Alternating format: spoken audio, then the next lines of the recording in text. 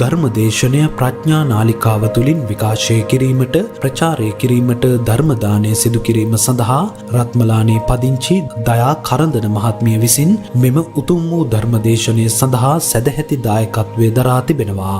උතුම් වූ ධර්ම දානයන්ගෙන් ජනිත වන්නා වූ මහා පුණ්‍ය ශක්තියෙන් අදින් දෙමසකට පමණ පෙර මියගිය බුද්ධදාස කිරිවන්දල මහතාටත් දායකත්වය දරූ අය නමින් මියගිය අනෙකුත් නෑදෑ හිත මිත්‍රාදීන් පින් අවශ්‍ය තැනක සිටින හා පින් කැමති සියලු දෙනාට මෙම පුණ්‍ය කුසල් අනුමෝදන් වේවා. එපින් බලයෙන් නැවත මනුෂ්‍ය ආත්මයක් ලැබ වහවහා මෙම සසර දුකින් අත මිදීම සඳහා ධර්මාවබෝධය ලැබීමට මෙම කුසලය හේතු වාසනා වේවා. තවද සුජීවත්ව සිටින පවුලේ හා නෑදෑ හිතවත් සියලු දෙනාට නිදුක් නිරෝගී සුවපත් භාවය සහ චිරජීවනය සැලසේවා. ඔවුන්ට ධර්මය මේ භවයේදීම අවබෝධ වී නිවන් ළඟා කරගනිත්වා. ගෞරවනීය දේශකයාණන් වහන්සේ ඇතුළු සියලු භික්ෂු භික්ෂුණී උපාසක උපාසිකා සැමට මේ භවයේදීම නිවන් අවබෝධය සඳහා මේ කුසලය හේතු වාසනා වේවා කියා බලාපොරොත්තු වෙනවා. එසේම වේවා කියා ආශිර්වාද කරනවා.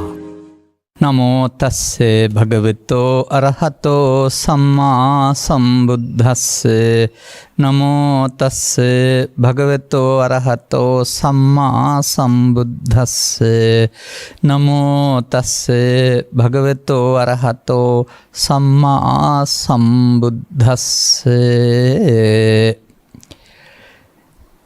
චතරෝමේ භික්ඛවේ පුග්ගලා වියත්තා විනීතා විසරදා බහුස්සතා ධම්මදරා ධම්මානුධම්ම පටිපන්නා සංඝං සෝබෙන්තිති. ධර්මානුශාසනාවෙහි සදහැවර අනුග්‍රහක දායකත්වයේ දරන්නා වූ බෞතුන් ප්‍රමුඛ මේ මොහොතේ අපට සවන් දෙන්නා වූ නැත්නම් නරඹන්නා වූ සදහැවර පින්නතුනි අනුග්‍රහක බෞතුන් කැමති පරිදි දේශනාවක් කරන්න කියලා මට අවසරය නැත්නම් ආරාධනාව කරලා තිබෙන්නේ. 2005 විතර ඉඳලා ධර්ම දේශනා කිරීමේදී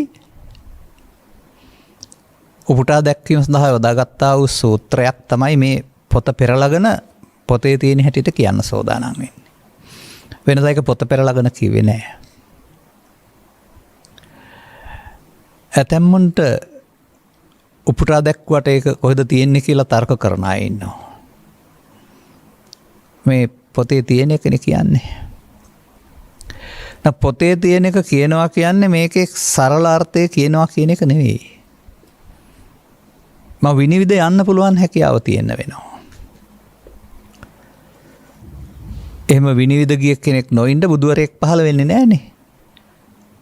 කාමසුකල්ලිකානියෝගී සම්ප්‍රදාය අත්තකලාන්තපාදයෝගී සම්ප්‍රදාය තුළ හිර වුණ සමාජයක ඒ විනිවිද නොගියා නම් බුදුවරයෙක් පහළ වෙන්නේ නැහැ. ඒ වගේම අතින්නත ආපු සසුන ගුරුවරයාගෙන් ශිෂ්‍යයාට අවබෝධය ලබා දෙමින් ආවා වූ සසුන යම් තැනක අතුරුදහන් වෙන්නේ නැති. අනතුරුව සසුන පවතින්නේ සිවුරුපටියෙන් පවතිනා වූ භික්ෂු පරම්පරාව තුළ. ඒ වගේම ලංකාව තුළ සඳහන් වෙන්නා වූ යම් පුරාවෘත්තයක් මුල් කොටගෙන මේ ආර්ය පරපුර අතුරුදහන් වෙන්නත් ඇති. පෘතුගීසින් ලන්දේසින් ඉංග්‍රීසින් කරදර කරනවට ආගමික කටයුතු කරන්න මිනිස්සුන්ට ඉඩ කර නැතු යුද කෝලාහල මැදි වෙලා ඉන්න විට උපසපන් භික්ෂුන් වහන්සේලා පවා තුරන් වෙන විට අපට කියන්න බැහැනේ මේ යුගය දියුණු වුණ යුගයක් කියලා. එනිසා මේ සංඝ පදයේ අර්ථ සරල තැනකට එන්නේ නැති.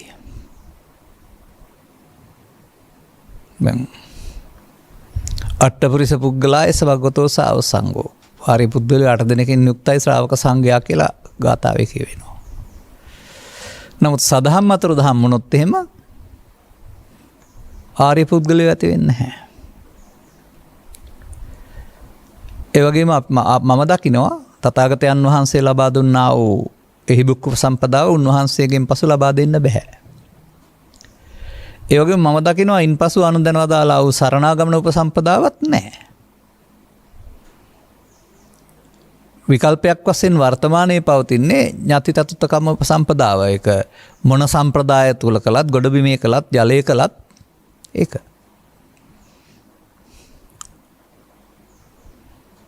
එතකොට මට මතකයි අපි මේ සවන් දෙන්නන් වශයෙන් ඉන්න කාලේ, ඒ කියන්නේ අවුරුදු 15 16 18 20 දරුවන් වශයෙන් ඉන්න කාලේ මේ තෙරුවන් ගැන කතා කිරීමේදී දැන් පරිත්‍රාණ ධර්ම දේශනාවක් පවත්වනකොට එතන තෙරුවන් වැඩ ඉන්න තැනක් වශයෙන් බුදුන් වෙනුවට සදාතුක කරඬුව, ධර්මයේ වෙනුවට පරිත්‍රාණ ධර්ම දේශනා පෙරවාන පොත් වහන්සේ, ආර්ය මහා සංඝරත්නය වෙනුවට මහා සංඝරත්නය මේ කියන වචනේ කියවිලා තිබෙනවා. අන්න එතන තිබෙනවා ආර්ය මහා සංඝරත්නය වෙනුවට මහා සංඝරත්නය කියන වචනයක ආදේශයක්. අපි මේවා මෙහෙම විමර්ශනයෙන් ලක් කරන්නේ කාටවත් මදිකමක් කරන්න, උපහාසයට ලක් කරන්න එහෙම නෙවෙයි. අපිට ආපහු හිටපු තැනට යන්න ඕනේ. එහෙනම් එකට තියෙන බාධක අපි එකින් එක විඳ දාන්න වෙනවා. හෙලි කරගන්න වෙනවා. එතකොට ආර්ය සංඝරත්නය වෙනුවට සම්මුති මහා සංඝරත්නය කියන වචනේ සමාජයේ භාවිතා කළේ ඇයි? මලියදේව මහරහතන් වහන්සේගෙන් පසු මාර්ගඵලලාභීන් අවසానයි. යලිත් මාර්ගඵලලාභීත්වයක් ඇති වෙන්න බෑ අනාගත බුදුවරු පහළ වෙනතුරු. එහෙනම් සංඝ සම්මුතියක් තුළ සසන පවත්වාගෙන යන එක තමයි කරන්න තියෙන්නේ. ඒක තමයි වගකීම කියලා උපකල්පනය කරන්න ඇති. ඒ තුළ තමයි අනතුරුව ඔය පවතින විනය කර්ම සඳහා උපසම්පන්න භික්ෂූන් වහන්සේලා සිව්මක් වාක්මක්වත් නැතුව කරන්න බෑයි කියලා සිව්නමකකින් පටන් අරන් එහාට කරන්නේ. කුමක් සඳහාද? විනය කර්ම සඳහා. සීමා මාලවකේ හෝ කඨින පින්කමේදී ආදී වශයෙන්. නමුත් මම දකින්නේ නැහැ දානේ සංඝික කිරීම හෝ පාංශුකලදීම කියන එක විනය කර්මයක් කියලා. පසුගිය කාලයක් වවනවල ඥාතීන් මිය ගියා ස්වාමීන් වහන්සේලා ඇතුවත් නැතුවත් ඔය කටයුත්ත කළේ. ඒවා ගැන ගැඹුරින් හිතන්න පුරුදු වෙන්න. එතකොට එදත් අදත් ඉදිරියටත් මේ සසුන තුළ වර්තමානයේ දානය සංඝික කරන්නේ මහත්ඵල මහානිසංස කරන්නේ කවුද? වැඩ සිටියා වූ වැඩ සිටින්නා වැඩ සිටීමට නියමිත වැඩ සිටියා වූ ආර්ය පරපුර. උන්වහන්සේලාගේ ගණන ගුණය අසීමිතයි. උන්වහන්සේලාගේ මගින් මේක මහානිසංස කරන්න ක්‍රමයක් හදාන තිබෙනවා.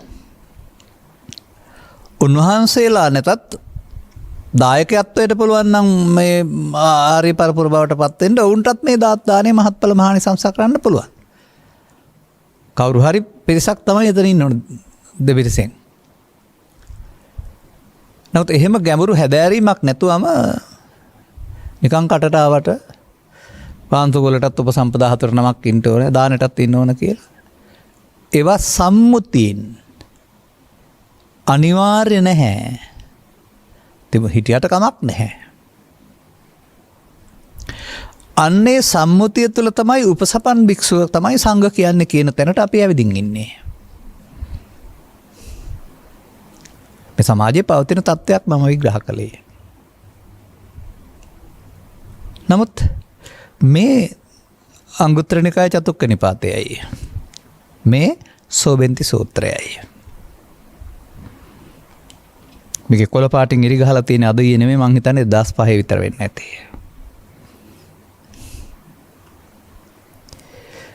මට මේ වැදගත්.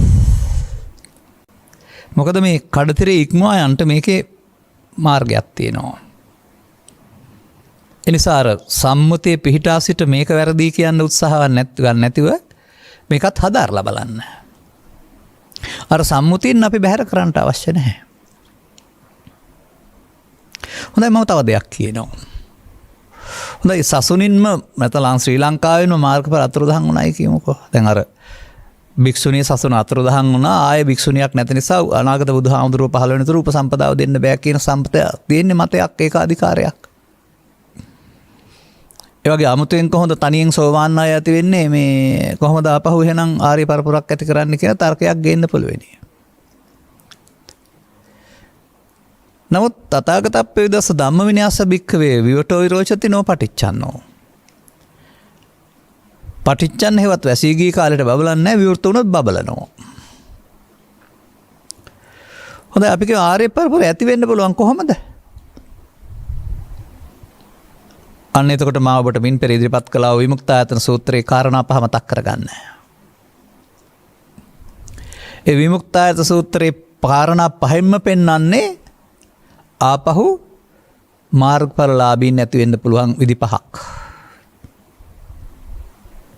ක්‍රමපාය පහක් පෙන්වනවා පහෙම පෙන්වනවා අත්ත පටිසංවේදීච ධම්ම පටිසංවේදීච අර්ථයේ ධර්මයේ විශේෂයෙන් දැනගනීද අර ක්‍රම පහෙන් ඕන එකකින්. බුදුන් වහන්සේ දේශනා කළ ධර්මයක් අසා. දැන් බුදුන් වහන්සේ දේශනා කළ ධර්මයක් අහන්න නැහැ නමුත් ඒවා තමයි සූත්‍ර දේශනා වශයෙන් තිබෙන්නේ. එහෙනම් ඒවා ගැඹුරට හැදෑරීම තුළින් නිවැරදි වෙන්න බැරිද? බුදුන් වහන්සේ වදාළ ධර්මයක් දේශනා කරන්නට ගොස් නිකම්ම කියන්න නෙමෙයි ඒකේ අදාළ වචනේ ගැඹුරට හොයන් දේශනා කරන්න ගියාපුවාම ඇසීමෙනුත් අත්පට සංවාදී වෙන්න පුළුවන් දේශනා කරන්න ගියාපුවමත් ඇත්තටම දැන් 1989 ඔක්තෝබර් 8 වෙනිදා පළවෙනි ධර්ම දේශනාව කළේ ආරෝග්‍ය පරමාලාභා ගාථාවෙන්. අද එහෙම ඒක කිව්වොත් ඒ මුල් එක කියයිද මම? 82 බාහිර වස්තුන්ගේ අනිත්‍ය දේශනා කළේ. අද මම ඒක කියයිද? ඒ කුමක් නිසාද? ඒ පිළිබඳව සම්පූර්ණ කාලය යොදා ගවේෂණය කරපු නිසා. එහෙනම් ධර්ම දේශනා කරන්න ගියාපුවම ඕන කෙනෙකුගේ දේශනීය ප්‍රඥාව ගැඹුරු වෙනවා, අර්ථය ගැඹුරට පේනවා. ඒක තර නතර වෙන්න නරකයි කවුරුත්ම. තෙවනුව ඔය දේශනා කරපු දෙයක් සජ්ජායනා කරන්න ගියොත් ඔතන තමයි මම දකින්න පිරිත් සජ්ජායනාව කියන එකේ අර්ථය. නිකන් අන් අයට සෙත්පතා මේක කියෝන එක නෙමෙයි. ඔය සංගායනා කියන වචනේ ගත්තාම අර අර්ථ ධම්ම මතුවෙන ආකාරයට අතුරු ගවේෂණය කරන්න ගියොත් මේ අත්ත පටිසංවේදී ධම්ම පටිසංවේදී කියන තැනින් මේ මාර්ගය එළි වෙන්න පුළුවන්.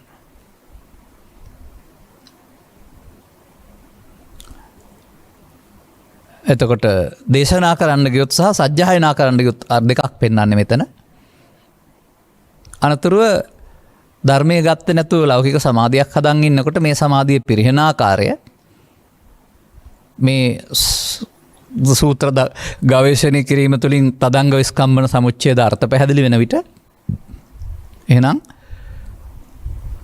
ඒකෙදි පැහැදිලි වෙන්න පුළුවනි ධ්‍යාන වර්ග දෙකයි කියන එක. තමන් ඉන්නේ බොජ්ජංග විප්‍රයුක්ත ධානයේ ඒක පිරිහෙන ධානයක් බොජ්ජංග සම්යුක්ත ධානයේ සුවය ඕකම වුණාට ඒකේ බොජ්ජංග වැඩිමක් තියෙනවා කියන එක අර්ථ පරිසංවේදී වෙන්න පුළුවන්. විමුක්තායතන සූත්‍රයේ පෙන්වන ප්‍රබල සාක්ෂිය තමයි එක්කෙනෙක්වත් මාර්ගඵලලාභීන් නැති වෙලා ගියත් සංරක්ෂණය කළා වූ රැකගත්තා වූ ධර්මයේ පරිහරණය කිරීම තුළින් යට වූ මගඵල ලැබෙන්න පුළුවන් කියන එක. ඒක දැනගන්න ඕන අපි නෙමෙයි අනාගත බුදුවරයෙක් හැමතුරු මග ලබන්න ක්‍රමයක් නැහැ කියන දෘෂ්ටියේ ඉන්න ඕන කෙනෙක්. විමුක්තායතන සූත්‍රය කියවලා බලන්න. මේ පහෙන් එකකින් මගඵල අතුරුදහන් ගිය සසුන යලිත් මගඵලලාභීන් නැති කරන්න පාර තියෙනවා. නමුත් කඩතිර අස්සේ ඉඳලා බෑ. හදාගත්ත සම්මුතින්ට හිර වෙලා බෑ. බුදුවර වෙලි කළ අර්ථ දක්වා ගැඹුරට යන්න ඕන.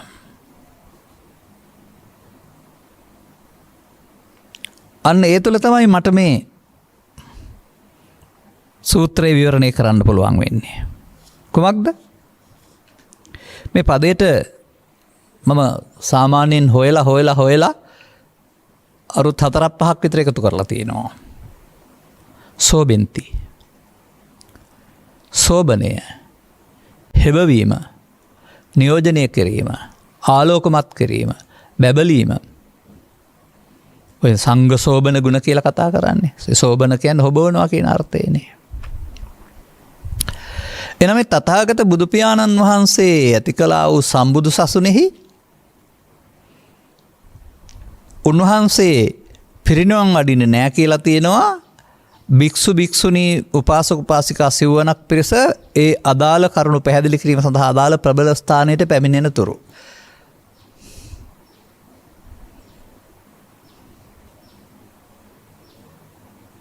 දැන් මේ සූත්‍ර පාඨයෙන් පෙන්වන්නේ මහණෙනි මෙන්න මේ පුද්ගලයෝ 4 දෙනා. චත්තාරෝ මේ භික්ඛවේ පුද්ගලා. නමුත් 4 දෙනාගේ බාහිර ප්‍රතිපදා ශික්ෂාපද සංවර ඇඳුම් පැළඳුම් වෙනස් වෙන්න පුළුවන්. ඒ වෙනස බාහිරෙන් පෙනෙද්දී ඇතුළතින් ඒකත්වයකට එන්න වෙනවා. අන්න ඒක තමයි අපට තේරෙන්නේ නැත්තේ. අපි මේ ශික්ෂාපද හෝ ඇඳුම තුළ හිර වෙලා ඉන්නවා. ඒ ශික්ෂාපද හෝ ඇඳුම තුළ පවතිනා වූ සංවර ප්‍රතිපදාවට එකට වඩා එකක් ප්‍රතිඵල නැත්තේත් නැහැ. විපාක වශයෙන් ගත් කල ලෞකික විපාක ඉහාත්ම පරලෝ වශයෙන් විපාක නැත්තේත් නැහැ. මේ බැවින් පාපයට වඩා පංචශීලය හොඳයි. ඒක විපාක වාරය හොඳයි. පංචශීලයට වඩා අටශීලය හොඳයි. එතකොට උපාසක භාවයකට පත් වෙනවා. ඒක තවදුරටත් සංවරය තියෙනවා. උපාසක භාවයට වඩා සාමාන්‍ය සීලය හොඳයි. තවත් සංවරයක් ඇති වෙනවා.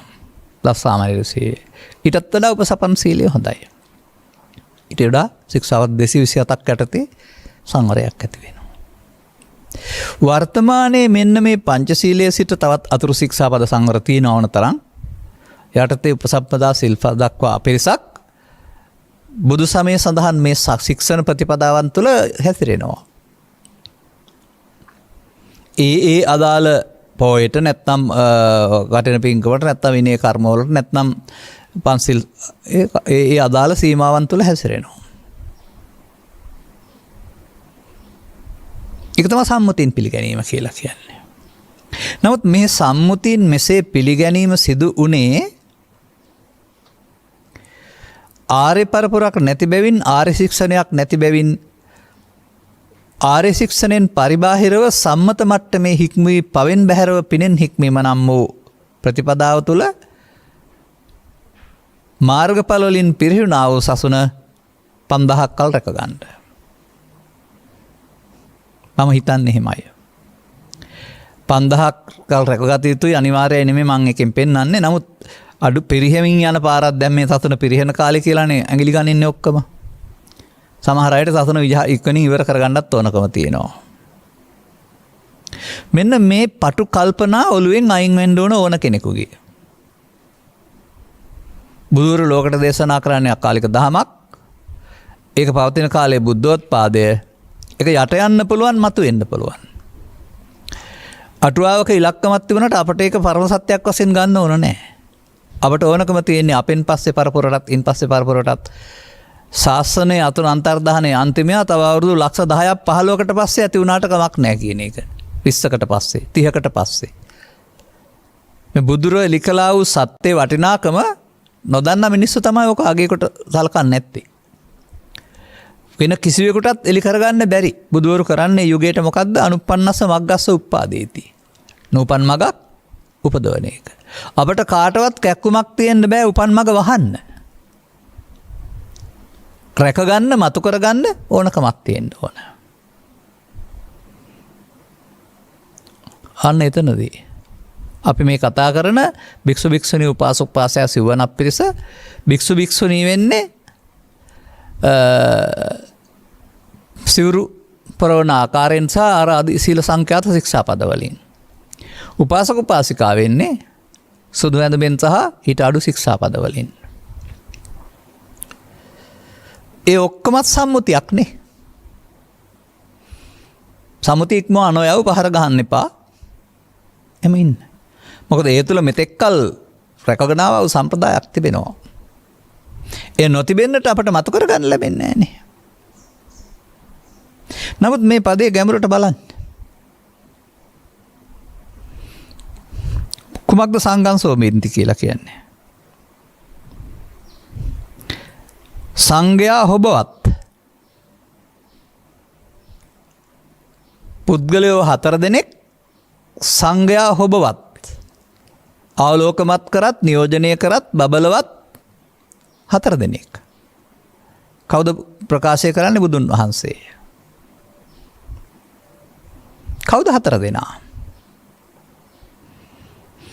භික්ඛු භික්ඛවේ, භික්ඛුනී භික්ඛවේ, උපාසකෝ භික්ඛවේ, උපාසිකා භික්ඛවේ. දැන් සංඝයා හොබවන්න නියෝජනය කරන්න ආලෝකමත් කරන්න බබලවන්න පුළුවන් කියලා තියෙන්නේ භික්ෂු භික්ෂුණී උපාසක උපාසිකා සිව්වණක් පිරිසටම මමද? බුදුරජාණන් වහන්සේ. එහෙනම් ඇයි ඒක නොවෙන්නේ? ඒක වෙන්න පුළුවන් ක්‍රමයක් අපි හොයන්න වෙනවා. අර පටු සීමාව තුළ ඉන්නේ නැතුව. සංඝයා කියන්නේ ස්වාමීන් වහන්සේලාට විතරයි, සංඝයා කියන්නේ උපසම්පදාව. ඒ සම්මුතියින්. අපි පනවාගත්ත සම්මුතියින්. ඒක බැහැර කරන්න අවශ්‍යත් නැහැ. මේ පෙන්වන්නේ ඒ 4ෙම ඉඳිමින් යන්න ඕන පරමාර්ථ තත්වයක්. මේ වෙනස් සුදුසුකම් උපාසක උපාසිකා පංචශීලය නැත්නම් අටශීලය. භික්ෂු භික්ෂුණී සාමණේර සීලය නැත්නම් උපසම්පදා සීලය. ඒ බාහිර තමන් ජීවත් වෙන ආකාරයට සංවර ප්‍රතිපදා. කුඹුරු වැඩ කරන්න ඕන නම් සුදු ඇඳගෙන බෑ, සිවුරු ඇඳගෙන බෑ. කුඹුරු වැඩ කරන්න ඕන නම් ඊට අදාළ ඇඳුමක්. එතකොට පංචශීලයේ ඉන්න වෙනවා. අටශීලයත් එක්ක බෑ. මොකද සුදු ඇඳුම් උතුරු සළුවක් පරවන ඉන්නේ. උදැල්ල උස්සන්නත් බෑ, නගුල අත ගහන්නත් බෑ. ඒ නිසා ඊට වඩා ප්‍රතිපදාවක් පොයි දවසේ සිල් සමාදන් වන උසවිසියන්ට කවුරුත් හාන්න පොරු ගන්න ගෙදර දොරේ උත්සවවලට යන්න කතා කරන්නේ නැහැ. යනවා නම් සිල් මුදවලා. හැබැයි මම දැකලා තියෙනවා සමහර පැවිදි ඇත්තෝ මේ වෙලටත් බහිනවා මේ රූපවාහිනිය තුල. ගොයන් කපන්න හාන්න මඩ තියන්න එහෙම. හිනාවට ලක් වෙන වැඩ කරන්නේ නැතුව ඕනේ නම් අර සුදුසු ඇඳුම ඇඳගෙන කුඹරට යන්න. මේ ඇඳුමෙන් ඕක කරන්න බෑ. මේ ඇඳුම බුදුන් වහන්සේ සකස් කරලා තියෙන්නේ ඉබ්බගේ ඉරියව්ව සකස් කරලා. ඉබ්බට පස්පලක් එළියට දාගෙන යන්න පුළුවන්. ඕනනම් ඇතුළට ගත්ත හැකි. ඒ වගේ කකුල් දෙකේ කෙළවර දෙකයි, අත් දෙකේ කෙළවර දෙකයි, හිසයි පමණයි එළියට එන්නේ. මේ ඇඳුම යම් යම් තැන්වලට හිර කරලා තියෙන්නේ. කටු ගහලත් නැහැ, කලිසම වගේ පටියක් දාලත් නැහැ. ඒ අත උස්සන්න බෑ, ඉස්සුවත් ගැලවෙනවා. ඒ නිසා සම්මුතින් මට එහෙම කිව්වොත් කුඹුරු කොටන්න යන්න කියලා හරි නැත්නම් විරෝධතා ව්‍යාපාරයක් කරන්න බිම වාඩි වෙන්න කියලා හරි මම යන්නේ නැහැ. ඒක මගේ ස්ථාවරය නෙවෙයි. මට තියෙන සංවර ප්‍රතිපදාව ඉවත් කරන්න බෑ. ඒවක් කරනකොට අනිත් අය පැහැදෙනවද අපැහැදෙනවද කියන කරන අය තේරුම් ගන්න. මීට වඩා එහාට ආයුතු ගමනක් තිබීදී මෙතනත් මොකටද අපි අපවාදයට ලක් වෙන්නේ?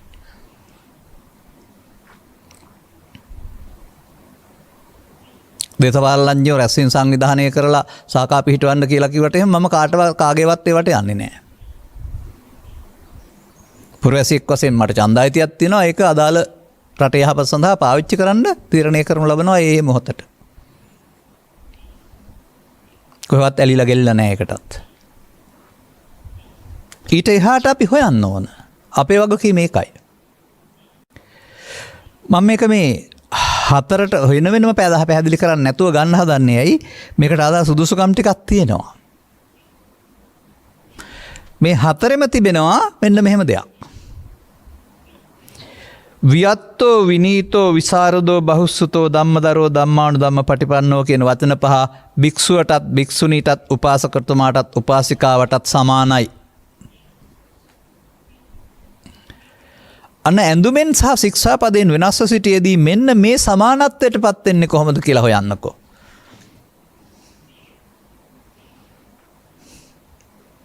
වියත්තෝ කියන්නේ ව්‍යක්ත වෙන්න ඕන. බාහිර බහුවචනෙන් කතා කරනකොට නම් ඔකට වියත්තා විනීතා විසරදා කියලා කියනවා. එක එක පුද්ගලයා සම්බන්ධයෙන් ගන්න වියත්තෝ විනීතෝ විසරදෝ කියලා ගන්නවා. භික්ෂුව දැන් කොහොමද මේ ව්‍යක්ත විනීත විසරද බහුස්තර ධම්මදර ධම්මාන ධම්ම පටිපන්න වෙන්නේ? උනොත් මේ සංඝයා හොබවන්න පුළුවන් වෙන්නේ.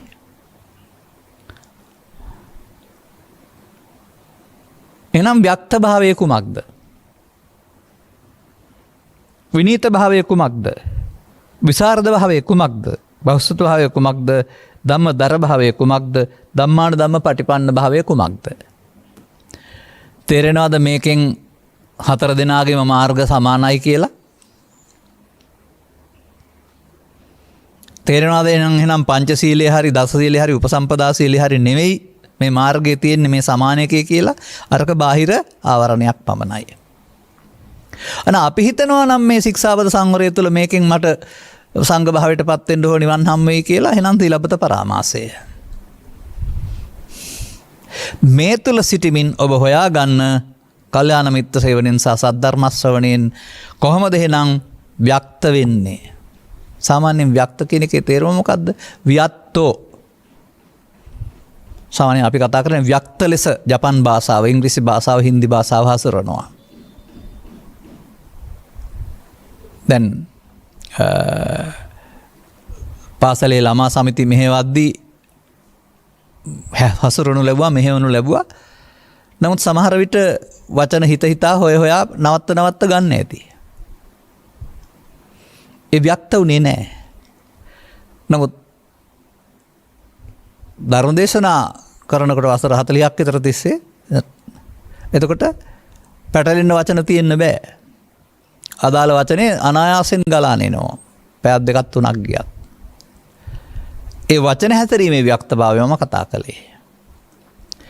වචන හැසිරීමේ ව්‍යක්තභාවය නෙවෙයි තියෙන්න ඕන. ඒකත් මම මේ සමාජය තුළ දැකලා තියෙනවා. යතේරින් වහන්සේලා කීප නමක් තුළ මගේ ජීවිතය තුළ මම ඉතාමත් ආසා කළා.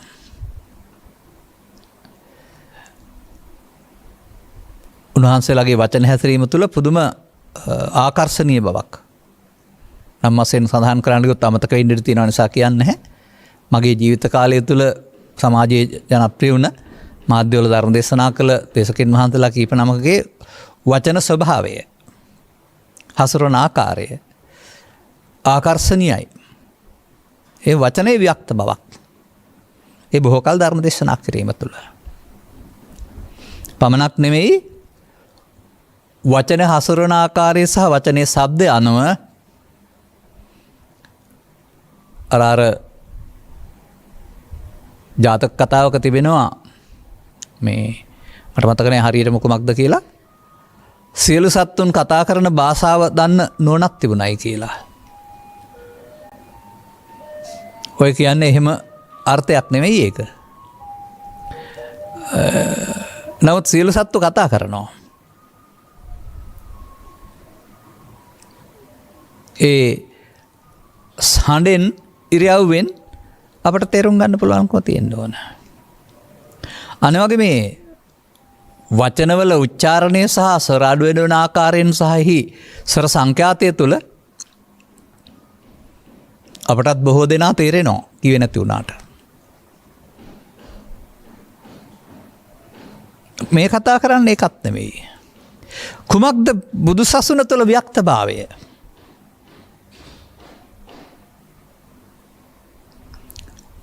එය සවන් දෙන්නාට මනවින් කරුණු පැහැදිලි කිරීමේ හැකියාව. එක්මාවතක් තුළින් නොව ඕනෑම මාවතක් තුළින්.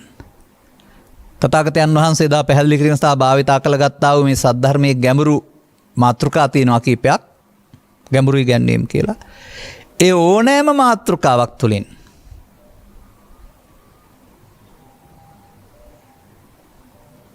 අදාළ පුද්ගලයාට සවන් දෙන්නාට ප්‍රමාදයේ ඵල විපාක සහ අප්‍රමාදයේ අවශ්‍යතාවය පැහැදිලි කිරීමේ හැකියාව. අයෝනිසෝ මනසිකාරයේ ඵල විපාක සහ යෝනිසෝ මනසිකාරයේ අගය. ලබාගත් ජීවිතයේ ලැබී තිබෙනා වූ දුර්ලභ අවස්ථාවේ අගය. මනුස්ස පටිලාභෝච සද්ධම්මස්ස දේශනා. මේ හේතුඵල හැමදාම එකතු වෙන්නේ නැති බව. සද්ධම්ම තියෙන්න පුළුවන් මනුස්ස පටිලාභේ නෑ. මනුස්සලාභේ තියෙන්න පුළුවන් සද්ධර්මේ නෑ.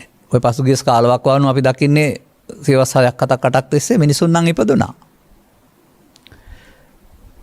නමුත් සෝබෙන්ති සූත්‍රයේ අදහර මත කරගන්න බැරි වුණා. අර සම්මුතියෙන් එහා පැත්තට යන්න බැරි වුණා.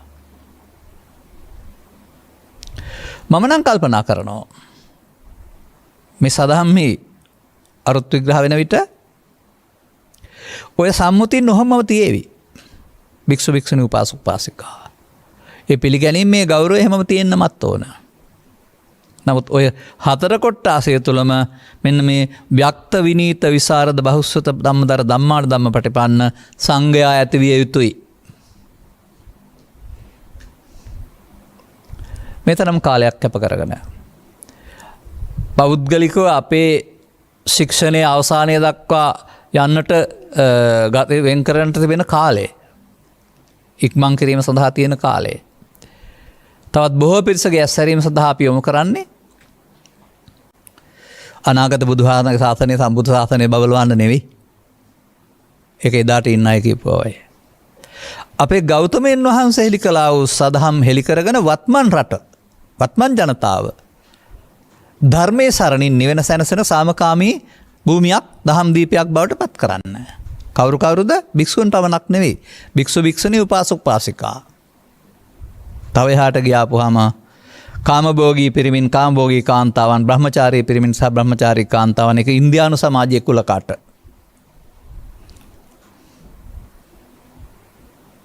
එහෙනම් ඒ ව්‍යක්ත බව S2 පියාන හිටියට වාඩි වෙලා හිටියට සිල් සමාදන් වෙලා වන්දනාවක් කළාට ලැබෙන්නේ නැහැ. අර ඉහතකී විමුක්තායතන සූත්‍රයේ ආකාර පහෙන් එකකින් එතෙන්ට යන්න ඕන. ප්‍රධාන කරුණ වශයෙන් තථාගතයන් වහන්සේ වදාරන්නේ නම් කල්යාණ මිත්‍ර සේවනයේ සද්ධර්ම ශ්‍රවණය නැත්තම් පරතෝ ഘോഷය යොන්සෝ මානසිකාරය. පරතෝච ഘോഷෝ ඊට වැදගත්. තථාගතයන් වහන්සේගේ කාලේ පරතෝච ഘോഷයට ගමින් ගමට යන්න සිද්ධ වුණා. මොකද මාධ්‍ය තිබුණේ නැති නිසා. ශ්‍රී ලංකාව තුළ ගමින් ගමට විහාරස්ථාන හැදමින් ඒතනට ගිහින් පරතෝච ഘോഷයට ඉඩකඩ සලසා තිබුණා.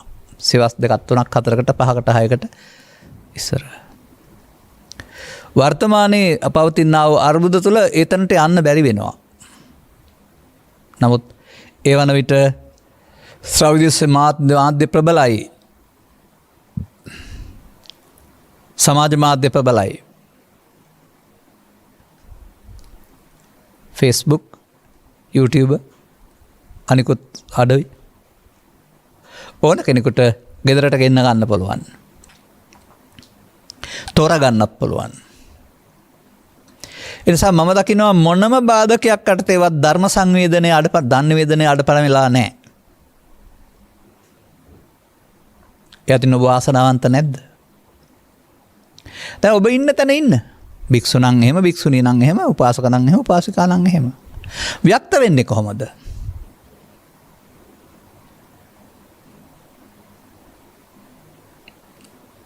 මම කරුණ ඔක්කොම එක තැන විග්‍රහ කරන්නේ නැතිව ටිකක් විග්‍රහ කරලා ඉදිරියට ආපහු පැහැදිලි කරන්න බලන්න. මේ ආර්ය ධර්ම න්‍යාය නැත්නම් මේ පරමාර්ථ ධර්මයන් ස්ත්‍රිය තුළ, පුරුෂයා තුළ, ගිහියා තුළ, පැවිද්දා තුළ නැත්නම් ශික්ෂා පද තුළ විවරණය වෙන්නේ නැහැ. විවරණය වෙන්නේ නැහැ. බුදුසමයේ ගැඹුරු ඉගැන්වීම් හැම එකක්ම විවරණය වෙන්නේ පංචස්කන්ධය තුළ. පංචස්කන්ධයෙන් එහාට යන්න බෑ. ඉස්සරහට යන්නත් බෑ, අතීතයට යන්නත් බෑ. මොකද එහෙම ගියොත් ඒක ජීවිතේ ආත්මයක් කොට ගත්තා වෙනවා. ඉස්සර ජීවිතේ මේ ජීවිතේ අත ජීවිත සම්බන්ධ කරන්න ගත්තොත් එහෙනම් ආත්මෙන් ආත්මයට යන ජීවිතෙන් ජීවිතයට යන ආත්මයක් ඉන්න වෙනවා. යාමක් තියෙනවා අවිද්‍යාව තුළ. නමුත් ඇත්ත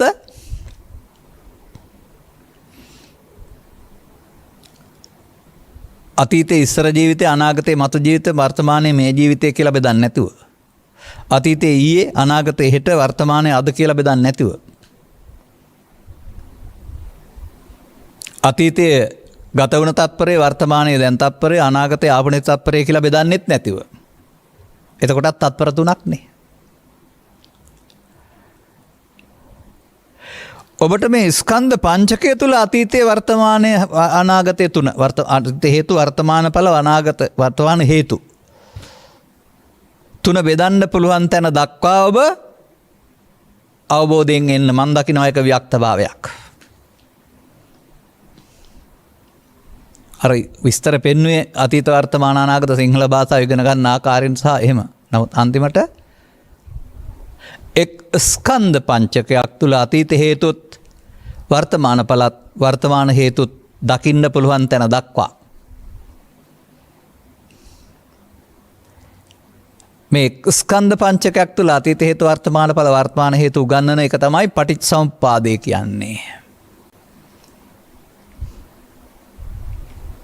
පැහැදිලි කරලා ඇති තවත් තැනක වෙලාව ලැබුණොත් පැහැදිලි කරන්න බලමු. මේ ස්කන්ධ පංචකයක් තුළ අනුලෝමය සහ පටිලෝමය තමයි මේ පංච උපාදානස්කන්ධය. මෙම පංච උපාදානස්කන්ධය නිත්‍ය සුඛසෝ අත්තතෝ පමාද විහරණය.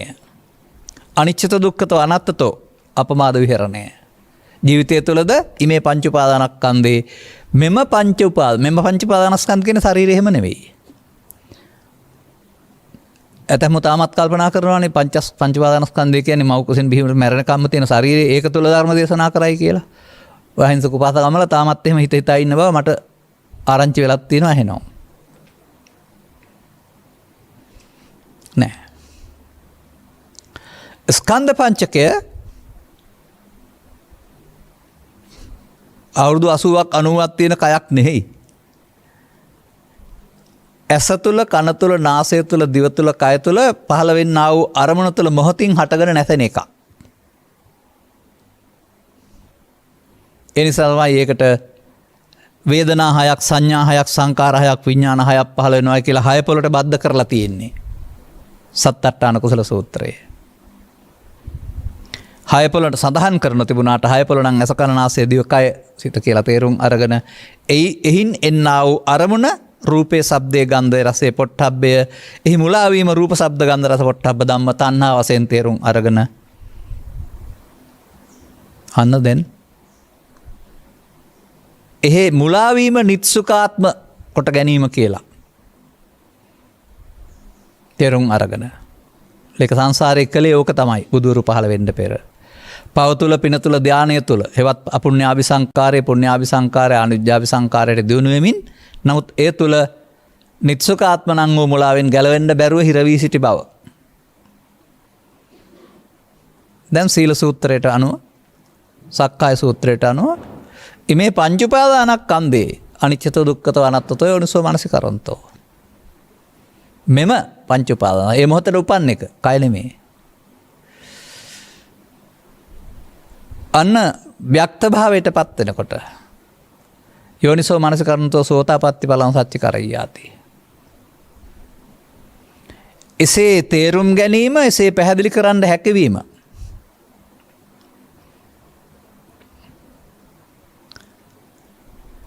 ඕන කෙනෙකුට ලැබෙනකොට අන්න වියත්තෝ. ඒ චිත්ත ගහපතිතුමා එනවා භික්ෂුන් වහන්සේලා සාකච්ඡාවක් නාම රූප සම්බන්ධයෙන්. එහෙම නැත්නම් ආධ්‍යාත්මික බාහිර ආයතන වල බැඳීම සම්බන්ධයෙන් විසඳ ගන්න බෑ. වැඳලා වාඩි වෙනවා බිමින් පුටුවක් උඩ එහෙම වාඩි වෙන්නේ නැහැ. ඒක අර සම්මුතියෙන් එහෙම තියෙනවා කියන්නේ. නමුත් එතුමන් ඒ සම්බන්ධයෙන් ව්‍යක්තියක් බව උන්වහන්සේලා දන්නවා. මුල් සංයෝජන 5 කඩාන හිටපු කෙනෙක් බව. එතුමන්ට ආව ප්‍රශ්න යොමු කරපුවා ඔබ වහන්සේලාගේ අවසරය ලැබෙනවා නම් කැමති නම් සුදුගනයි කළුගුණයි අරගෙන සුදුගනා කළුදුනාගේ බන්ධනයත් මේ කළුගුණ අසුදුගේ බන්ධනයත් මේ බන්ධනය වෙන එකක් කියලා උපමාවකින් පෙන්වලා තිබෙන්නේ. අර ව්‍යක්ත භාවය. ව්‍යක්ත භාවය අවශ්‍ය වෙන්නේ ඉතින් ධර්මදේශකින් වහන්සේ කෙනෙක් වශයෙන්. අනුගමනීය ප්‍රතිපදාවට ඔච්චර මුගක් ඕන වෙන්නේ නැහැ. යමක් පැහැදිලි කිරීමේ හැකියාව සහ Tamanට බැරි නම් ඊට අදාළ කෙනෙක් පැත්තට යොමු කිරීමේ හැකියාව විතරනේ ඕන.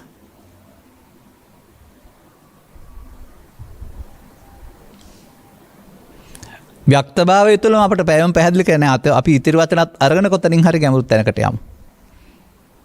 මම සාරාංශ වශයෙන් කිව්වා ව්‍යක්ත වෙන්න ඕන මොනවද කියලා. මම ගත්තේ ත්‍රිලක්ෂණය තුළ, පටිච්චසම්පාදය තුළ, චතුස්සත්‍ය තුළ, කර්මක්ෂය කිරීමේ කර්මය තුළ. නමුත් පංච උපාදානස්කන්ධය තුළින් එහාට බෑ. ආත්ම දුරට එහෙම බෑ. දුක හේතුව නැති තැන මාර්ගය පැහැදිලි කරනවා නම් ඒක පංච උපාදානස්කන්ධය තුළම පෙන්වනවා. අරුණාම ඒකෙම දුකයි හේතුවයි ඒ නැති උතනයි මාර්ගයයි පෙන්වනවා. අරහම ඔක පොතත් තරම් දිගට අරගෙන පස්සේ කරලා හරියන්නේ නැහැ. ඔය අපේ රටේ චතුස්සත්‍ය අවබෝධය කිය ඉන්න අය හිතන් ඉන්නේ ඒක ජීවිතය තුළම දිගටම යන්න ඕන එකක් කියලා. නෑ පංච උපාදානස්කන්ධානේ දුක්ඛ. ඒ පංච උපාදානස්කන්ධනේ දුක තියෙන්නේ එහෙනම්. ඒක ඉස්සරත් නෑ පස්සෙත් නෑ. එහෙනම් ඒකට හේතුව ඒකේ දකින්න ඕනනේ. ඒ හේතුව නැත්නම් මේ දුක නෑ කියලා ඊට පස්සේ මාර්ගය ගන්න දකින්න ඕනනේ. එහෙනම් වචනේ පාඩම් කරගෙන අතර වෙන්නේ නැතුව ගැඹුරට යන්න. මේ පංච උපාදානස්කන්ධයෙන් මිදීම ඒ තුළ දකින්න ඕන කියන මේ කාරණේ ඔබ පංච උපාදානස්කන්ධය තුළ නොනින් දකින්න එහෙන් දකින්න බෑනේ. පුළුවන් තැන දක්වා ව්‍යක්ත වෙන්න. අනතුරුව තියෙන වචනයක්. විනීතෝ. ඒක නම් ඉතින් තේරෙනවා වචනේනේ. විනීතා, සුවිනීතා. අතිශය විනීත වූ සුවිනීත. මේ විනීත කියන්නේ මොකක්ද? ඔන්න ඔය විනීත භාවයේ තේරෙනකොට එන්න පටන් ගන්නවා. නිකම් විනීත වෙන්නේ නැහැ. ඔබට මේක තේරුම් ගත්තේ නැතුව ශික්ෂාපද සංවරයේ සිටමින් යම් විනීත භාවයක් පෙන්වන්න පුළුවන්. ඒ ශික්ෂාපද වලින් හොඳ නිසා කරනවා, නරක නිසා කරන්නේ මම දොරවල් පාලනය කරලා.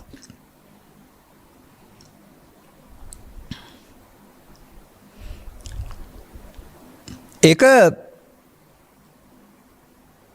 ඇතුළත මූලයන් තිබියදී පෞසිද්ධ වෙන නිසා සම්මතයේ නින්දා ලැබෙන නිසා නොකරන බව. මුල් සිඳිලා නැහැ.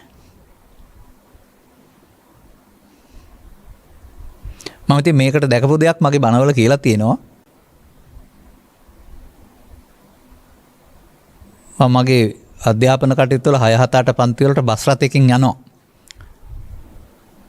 7-15ක් දීලා යනවා, 7-15ක් දීලා එනවා, කිලෝමීටර් 1-2ක් පයින්ුත් යනවා.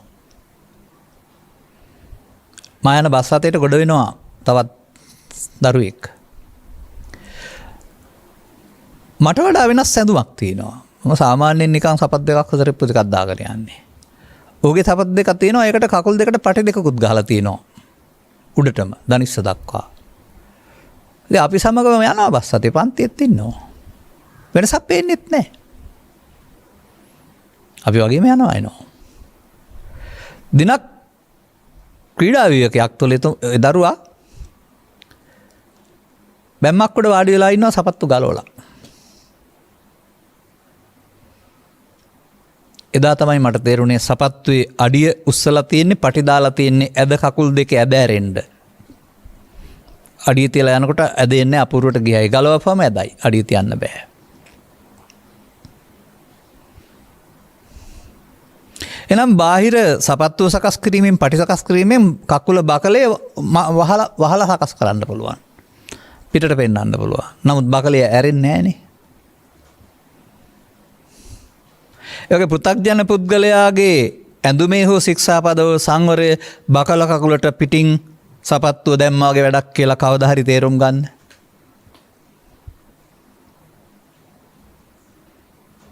නමුත් මේ බුදුදහමෙන් පෙන්වන විනීත භාවය අධ්‍යාත්මිකයෙන් එන කරුණක්. අර ත්‍රිලක්ෂණය හෝ චතුස්සත්‍ය හෝ ඒ කරුණක් දහම් කරුණක් වටහා ගත්තම ඊට අනුව ඔහු ශික්ෂණයට පත්වෙන්නේ ශික්ෂාපද සංවරයෙන් බාහිරට පේන්ඩ ඇතුළත අරිය කාන්ත සීලය. එකට කියන්නේ. එක හොඳ නැත නිසා සික්මෙනවානේ මෙහිකික් මේ නොකරන ඉන්නවා නෙවෙයි. එක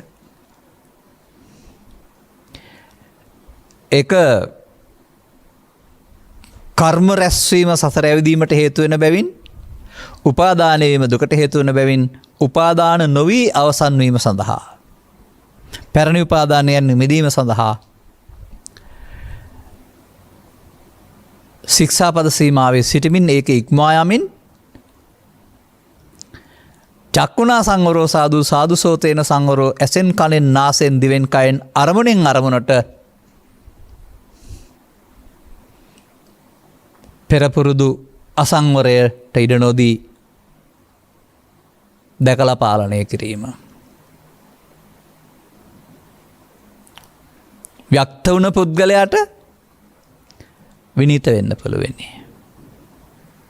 තව පදයක් ගනිමු අපි. විසරදෝ. ඒකත් වර්තමාන සමාජයේ පවතින උදාහරණයක් තුළින් ගත් හැකි. මමත් සරිගම පදනි හදාරලා තියෙනවා. සොර. හැබැයි ගායනා කරලා නෑ. සොරණං ගායනා කළා තුන ඉන් එහාට ගීත ගායනා කරලා නෑ. මේ සප්තස්වර හඳුනාගත්තට විසරද කියලා පදවියක් දෙන්නේ නෑ කාටවත්. ස්වර ගායනය, ස්වර සංකලනය, ස්වර යෙදීම අන්න. එතකොට ගායනය, වාදනය, පද රචනය, පදමාලා සකස් කිරීම. ඒ ඔස්සේ කලක් ගියාපුවාම ඔහු විසරදෙක් වෙනවා. සංගීත විසරද. නිකම්ම සරිගම නෙවෙයි විසරද වෙලා තියෙන්නේ. ඒ තුල පළල් දෙනමක් ගියා. එහෙනම් ඔබට මේ ධර්මයේ පිළිබඳ විසරදත්වයක් ලැබෙන්න ඕනේ. අර බාහිර විසරද නෙමෙයි. ඒකෙත් ඉතින් ඔය ලෝකෝත්තර ධර්මයේ අටුණන් පස්සේ උගතුන් බිහි කරන මාර්ගය තුල සීමා සහිත නිර්දේශයක් දීලා විභාග පාස් කරන වෛසාරදත්ව විභාග කොටසක් තියෙනවා. අවශ්‍ය නම් ගියාට කමක් නැහැ.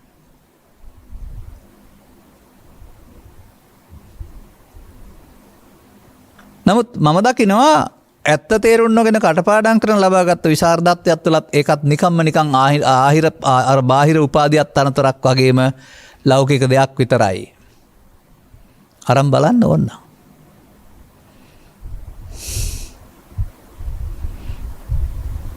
ඒක තමයි පරමාර්ථ தත්ත්වය ලෞකික தත්ත්වයට අරන් ඇවිදින් ඒ ඔක්කොම බාල කරලා තියෙන්නේ.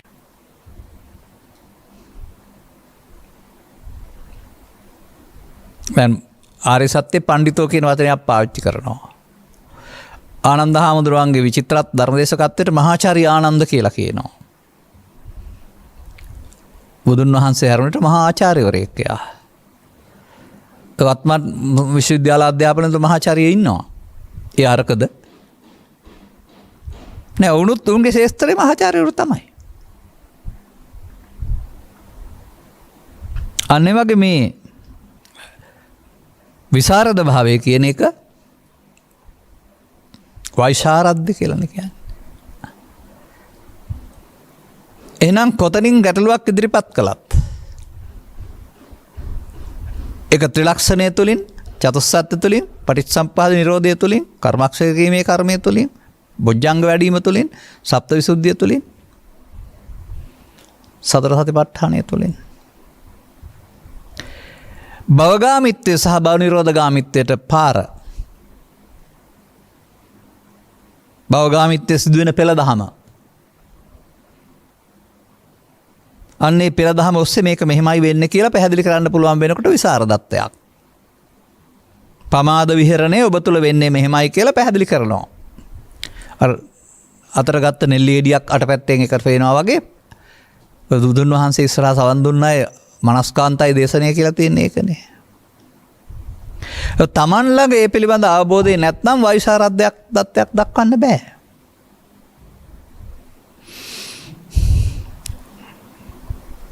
විතරක් නෙවෙයි.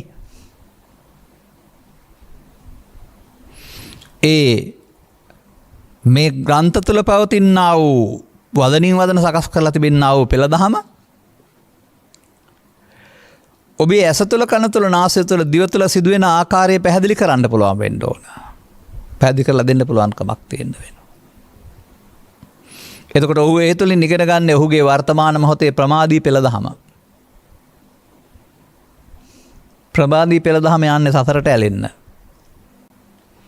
දැන් අප්‍රමාදී පෙළ දහම පෙන්වන්න ඕන.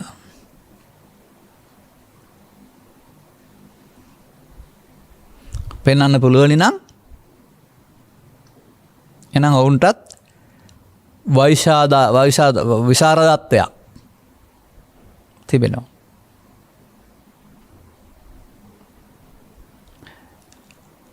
අපි දැන් වචන කීපයක් කතා කළා. වියත්තෝ විනීතෝ විසරදෝ. තව 3ක් තියෙනවා. ඒ නිසා ඒකට කාලය ගන්න වෙනවා. බහුසුතෝ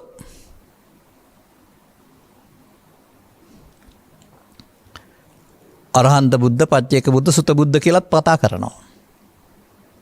පෘථග්ජන භාවය තුළ බහුසුත භාවයක් පවතින අයටත් ඒ නම විවහාර කරලා තියෙනවා. සාමාන්‍යයෙන් බහුසුත කියන වචනේ පාවිච්චි කරන්නේ සුතවතා. බොහෝ ඇසූ පිරුතෙන් නැති කියන අර්ථයෙන් සමාජයට ගන්නෙ. ඒ කෘෂිකර්මය හෝ වෙළඳාම හෝ ආර්ථික විද්‍යාව හෝ මොනවා හරි සම්බන්ධයෙන් පුළුල් දැනුමක් ඇති. ඒ පිළිබඳව කලක් ඒ ප්‍රදේශයේම තුළ. ඒ බාහිර බහුසුත භාවය තුළ නෙමෙයි ශාසනය තුළ ගන්න. මේ දීඝ මජ්ක්‍ධිම සංයුත්ත අංගුත්තර නිකාය ඔස්සේ නැත්නම් ගාථා ඔස්සේ ගාථා පන්තියක් ඔස්සේ පද දෙකක් ඔස්සේ දීඝ නිකාය නම් පිටු 80ක් ඔස්සේ මජ්ක්‍ධිම නිකාය නම් පිටු 60ක් ඔස්සේ සංයුත්ත නිකාය නම් පිටු 10ක් 15ක් ඔස්සේ කුද්දක නිකාය නම් ගාථා දෙකක් හෝ ගාථා පේලි 4ක් හෝ ගාථා පද දෙකක් ඔස්සේ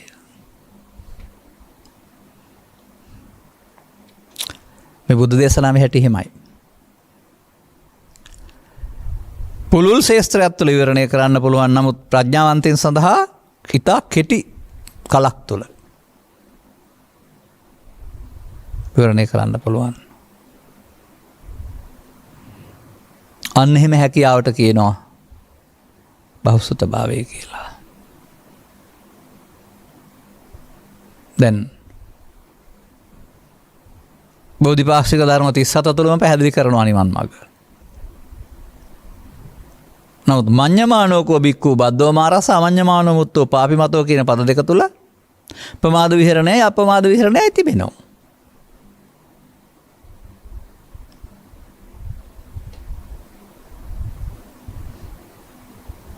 අන්න ඒ වගේ ඒ දහම් පෙළක් තුල ස්වභාවයෙන් මිනිසා තුළ පවතිනා වූ ප්‍රමාද විහරණය සහ භවගාමී ස්වභාවය කෙනෙකුට අවබෝධ කර දෙන්නත් එයින් මිදීම සඳහා ඔහු අනුගමනය කළා වූ ක්‍රියාමාර්ගය පැහැදිලි කරලා දෙන්නත් පුළුවන් හැකියාව.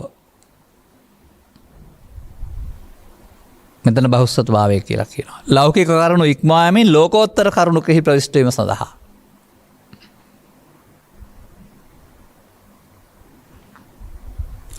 තව වචන දෙකක් තිබෙනවා.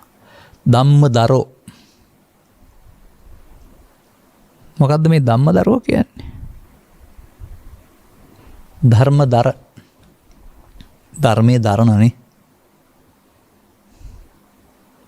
ධර්මයේ දරණ අය වෙන්නත් ඕන.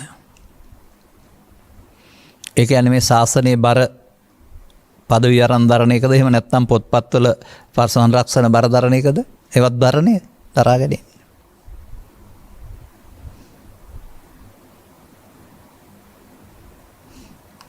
ත්‍රිපිටක දර, සූත්‍ර දර, මාතිකා දර කියලා තව තියෙනවා වචන ඕකේ. විනය දර, ධම්ම දර. තත් පාවිච්චි කළා දැන් විනය ශික්ෂා පද පිළිබඳව ප්‍රතුල අවබෝධය විනය දර කියලා. එහෙම තමයි. ඒකත් මම දකින්නේ සම්මුතියට කර විග්‍රහයක්. නැත්නම් විනය දර වුණ පමණින් ධර්මදර නැත්නම් විමුක්තිය හම්බ වෙන්නේ. ධර්මදර වෙනකොට විනය දර ඉබේමත් හම්බ වෙනවා. එහෙනම් ධර්මයයි විනයයි දෙකක් වශයෙන් මම දකින්නේ ධර්ම විනය. අපි ඒක බෙදලා තිබුණාට එනම් මේ ව්‍යත්තෝ විසරදෝ විනීතෝ බවට පත්වෙනකොට භික්ෂු භික්ෂුණී උපාසක උපාසිකා ඔවුන්ට කවුරුත් උපාධි පිරම නැති වුණාට ඔවුන් ළඟ තියෙනවා ලාභ අලාභ සැප දුක් නින්දා ප්‍රශංසා නම් විරෝධමක් පවතිනවා. මෙන්න මෙව්වට කැපිච්ච පණුවක් වගේ දඟලන්නේ නැතුව සංසුන් වෙන්න පුළුවන් ස්වභාවයක් ඇති වෙනවා. මං හිතන්නේ ඒක තමයි දරා ගැනීමේ හැකියාව. අටලෝ දහම පෘථග්ජන පුද්ගලයා කලඹනවා, ආර්ය පුද්ගලයා අටලෝ දහම කලඹන්නේ නැහැ කියලා පෙන්නනවානේ. ලෝදහම පවතිනවා, ලෝදහම කලඹවන්නේ, කැළඹෙන්නේ පෘථග්ජන පුද්ගලයා, ලෝදහම උසා කැළඹෙන්නේ නැත්තේ ආර්ය පුද්ගලයා. ආර්ය පුද්ගලයන් අතර තියෙන ගති ලක්ෂණයක් වෙන්න ඇති මේ ධම්මදර කියන්නේ. ධම්මානුධම්ම පටිපන්නෝ. ධර්මානුධම්ම පටිපදාව කියන එක සාමාන්‍යයෙන් ගන්න ඕන ඉතා ගැඹුරට. අර ශික්ෂාපද සංවරයේ ඉන්න කියන එකට වඩා එහා යමින් අපිට මොකද්ද මේ ජීවිතේ සිදු වෙන්නේ? ඇතුළතින් බැලුව කල නිරන්තරයෙන් සිදු වෙන්නේ ඇසෙන් කනෙන් නාසයෙන් දිවෙන් කයින් ස්කන්ධ පංචකයක් හටගෙන මිය යාම. ඒ තුළ අපි මමත්වෙන් ගැනීම තුළ උපාදාන වී අවසන් වීම නැමැති පමාද විහරණය සිදු වෙනවා. එතකොට අනුසෝතගාමි. නමුත් ධම්මානුධම්ම පටිපදා තියෙන සතර සෝතාපට්ටි අංගවල. මම නම් දකින්නේ ස්කන්ධ පංචකයෙන් පංචකයට. එක ස්කන්ධ පංචකයක් ධම්ම නම් ඊළඟ ස්කන්ධ පංචකේ ධම්ම. ඒ ස්කන්ධ පංචකයෙන් පංචකයට උපාදාන නොවී අවසන් කරනකොට මේ ස්කන්ධ පංචකයක් පාසා භවගාමිත්වය වෙනුවට භව නිරෝධගාමිත්වයට පත් වෙනවා. භව නිරෝධය වෙනවා. එහෙනම් එතන අවිද්‍යා සංකාර වෙනට විද්‍යා විමුක්ති උදා වෙන්න පටන් ගන්නවා. මම කල්පනා කරනවා ධම්මානුධම්ම පටිපදා. ඔනොහොමයි මේ භික්ෂු භික්ෂුණී උපාසක උපාසිකා සිව්වනක් පිරිසටම නිවන් මගේදී යන්න මාර්ග දෙකක් නැත්තේ. ඒ ඇඳුම තුළ විවිධත්වයෙන් ඉනිමින් අවබෝධය තුළ මේ එකත්වයට එන්න ඔබට කවුරුත් සංඝයා කීවිනතුවට කමක් නෑ. සංඝං සෝබෙන්ති බුද්ධ වචනේ ඔබ සංඝයා හොබවන ආර්ය කාන්ත සීලයේ ඉන්න ආර්ය සංඝරත්නයේ පැවතෙන සංසුන් බව හිමිකම් කියන්නෙක් වෙයි. කවුරුත් කීවිනතුවට කමක් නෑ. එනිසා අපේ ධර්ම දේශනාවල තියෙන කෙස් කපන්න නැතුව මහාන කිරීමක්, සිවුරු පොරවන්න නැතුව මහාන කිරීමක්, කය මහාන කරන්න නැතුව සිත මහාන කිරීමක්. කයත් තෝරනම් පැවිදුණාට කමක් නෑ. ඒ සඳහා කාලය තිබෙනවා නම් දේශකින් වහන්සේ කෙනෙක් වෙන්න කැමති නම් නැත්නම් මේ චීවරයට ආසනම් මෙහෙම ඉන්න වෙනත් බැඳීම් නැත්නම් වගකීම් කමක් නැහැ. නමුත් වැදගත් වෙන්නේ මෙන්න මේ ආකාරයට වියත්තෝ විසරදෝ විනිත්තරෝ බහුසරෝ ධම්මදරෝ ධම්මානුධම්ම පටිපන්නෝ වෙන එක භික්ෂුවක් හෝ භික්ෂුණියක් හෝ උපාසක උපාසිකාවක්. මෙන්න මේ බුද්ධ වචනය මේ සමාජය තුළ සක්‍රිය කරමු අපි හුලුප්පාල ගනිමු. එහි ප්‍රතිඵල වත්මන් සමාජයට රජයටත් පහසු වෙනවා. මොකද මිනිස්සු පාලනය කරන්න ලේසි. මිනිස්සු නීතියට බය පාලනය වෙන්නේ නැහැ, දඬුවට බය පාලනය වෙන්නේ නැහැ. උන් පාලනය වෙනවා ධර්මයේ දන්නා බැවින්. ඔය දහම් දීපේ කියන නම හම්බ වුණේ ඒ නිසා ආණ්ඩුවට බය හික්මෙන හින්දා නෙමෙයි. පව්පින් වලට බය හික්මෙන හින්දාත් නෙමෙයි. මේ ආර්ය විනයට හික්මෙන මිනිස්සු නිසා. ඒ සංඛ්‍යාව ඉහළ දාන වගකීමේ කොටස්කරුවන් බවට පත් වෙන්නට මාධ්‍ය වශයෙන් ඔබටත්, අනුග්‍රහක බවතුන් වශයෙන් ඔබටත්, අනුගමනය කරන්නා වූ වශයෙන් ඔබටත් කොටස්කරුවන් වීමට ලැබේවා කියන ප්‍රාර්ථනය කරමින් ධර්මානුශාසනා මා මෙසේ අවසන් කරනු ලබනවා. මෙම උතුම් ධර්ම දේශනය සඳහා සැදැහි දායකත්වය දරනු ලබන්නේ රත්මලානේ පදිංචි දයා කරන්දන මහත්මිය විසිනි. අරමුණු අතර අදින් දෙමසකට පමණ පෙර මියගිය බුද්ධදාස කිරිවන්දල මහතාටත් දායකත්වය දරුවා අය නමින් මිය පරලෝකීය අනිකුත් නෑදෑහිත මිත්‍රාදීන්ටත් පින් අවශ්‍ය තැනක සිටිනහා පින් කැමති සියලු දෙනාට මෙම පුණ්‍ය කුසල් අනුමෝදන් වේවා. එපින් බලයෙන් නැවත මනුස්සාත්මයක් ලැබ වහවහ සසර දුකින් අත මිදීම සඳහා ධර්මාබෝධය ලැබීමට මෙම කුසල ධර්මයේ හේතු ආසනාව වේවා. තවද සුජීවත් සිටින පවුලේ හා නෑදෑ හිතවතුන් සියලු දෙනාට නිදුක් නිරෝගී සුවපත් භාවයේ සාචර ජීවනය ලැබේවා. ඔවුන්ට ඉහාත්ම වශයෙන්ම ධර්මාවබෝධය වී නිවීමට හිමිකම් කියන්න ලැබේවා. ඉහාත්ම වශයෙන් කියන්නේ මේ ජීවිතය තුළදීම ගෞරවනීය දේශකයන් වහන්සේ ඇතුළු සියලු භික්ෂු භික්ෂුණී උපාසක උපාසිකා සැමට මේ භවයේදීම නිවන් අවබෝධය සඳහා මෙම කුසලයේ හේතු ආසනාව නැත්නම් සම්බුදු සසුන රැක ගැනීමේ වගකීම දරන්නට ලැබේවා. අනුග්‍රහක බෞතුන් වශයෙන් කටයුතු කළා ඔබටත් ඉහාත්ම වශයෙන්ම මේ සදහම් දාමේ හේතු කොටගෙන නිදුක් නිරෝගී සුවපත් චිරජීවනයේ ලැබී අනාගත බලාපොරොත්තු ඉටි රෝග පීඩා දුරු වී කල්යාණ මිත්‍ර සේවනය ලැබී මේ ව්‍යක්ත විසරද විනීත බහුස්සත භාවයට පත් වී සංඝයා හොබවන්නට ලැබේවායි මාත් ප්‍රාර්ථනා කරනවා. සබ්බිහිතෝ වජ්ජන්තෝ සබ්බ රෝගෝ විනස්සතු මාතේ බවත් අන්තරායෝ සුඛී දීඝායුකෝ බව හැම දිනාටම තෙරුවන් සරණයි. මෝහක්ඛයෝ නිබ්බානං